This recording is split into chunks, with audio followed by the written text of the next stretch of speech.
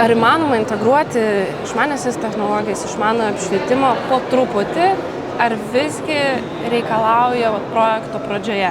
Šiaip apšvietimą labai siūlyčiau visą susiprojektuoti. Taip jį galima diegti ne iš karto visą, bet susiprojektuoti reiktų visą, kad žinoti apimti, kaip ta šviesa bus ir kaip jinai užlies kambarį, kaip įsilies į interjerą.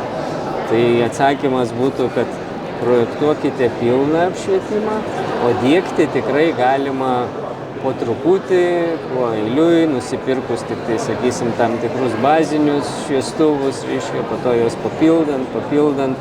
Tai valdymo sistema leidžia pridėti kiek norit šviestuvų ir ją nėra sudėtinga pridėti, bet laidai turi būti atitinkamai išvedžioti.